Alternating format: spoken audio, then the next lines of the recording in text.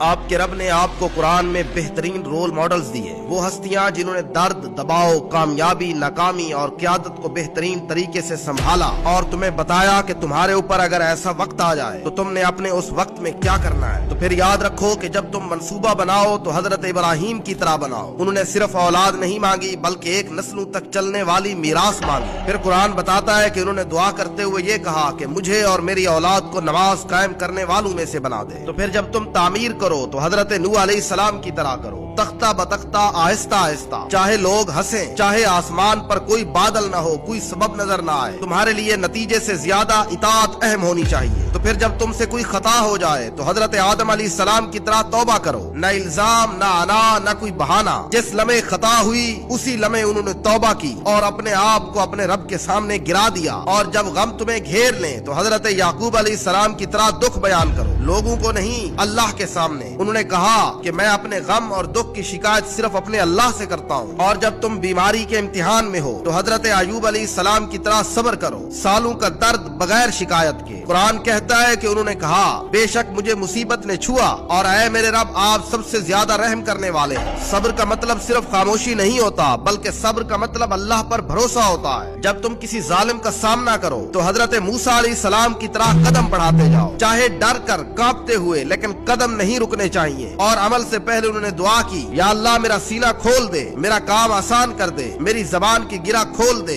دل میں ڈر کا آنا جائز ہے لیکن ظالم کے سامنے رک جانا جائز نہیں۔ جب تم اللہ سے مانگو تو حضرت سلیمان علیہ السلام کی طرح مانگو، بے خوف، جرت کے ساتھ اور کچھ بہت بڑا۔ قرآن بتاتا ہے کہ انہوں نے کہا اے اللہ مجھے ایسی سلطنت عطا فرما جو میرے بعد کسی کو نہ دی جائے۔ تم اللہ سے مانگ رہے ہو، المالک کے سامنے تم نے ہاتھ پھیلائے ہیں، تو چھوٹے نہ رہو، کچھ چھوٹا نہ مانگو۔ جب تم خود کو تنہا محسوس کرو تو حضرت یونس علیہ السلام کی طرح پکارو، سمندر اور اندھیرے کے اندر سے بھی۔ انہوں نے کہا کہ اللہ کے سوا کوئی معبود نہیں، میں ہی ظلم کرنے والوں میں سے تھا، یہاں تک کہ سب سے نیچے سے بھی، اندھیروں کے اندر سے بھی صداقت کی آواز گونجنی چاہیے۔ جب تمہاری دعا میں تاخیر ہو جائے تو حضرت زکریا علیہ السلام کی طرح صبر کرو، سال گزرے، بال سفید ہوئے، پھر بھی انہوں نے دعا کی محبت کے ساتھ، حق کے دعوے کے بغیر، اپنے رب کے سامنے گڑ گڑاتے ہوئے، کہا اے میرے رب میں کبھی بھی تیرے سامنے دعا کرتے ہوئے مایوس نہیں ہوا۔ اور جب تمہیں قیادت کرنے کا کہا جائے تو محمد الرسول اللہ صلی اللہ علیہ وسلم کی طرح قیادت کرو، سچائی، رحمت اور نرمی کے ساتھ۔ انہوں نے معاف کیا جبکہ وہ ختم کر سکتے تھے، وہ اپنی امت کے لیے روئے، وہ ٹوٹے دل والوں کے ساتھ چلے، انہوں نے زمین سے پہلے دلوں کو فتح کیا۔ زندگی میں ہمیشہ رد عمل صرف اپنے نفس کی طرف سے نہ دو بلکہ ایک نبی کی طرح جواب دو۔ مشکل ہے، ناممکن نہیں، آپ کا رب بھی وہی ہے جو ان سب کا رب تھا۔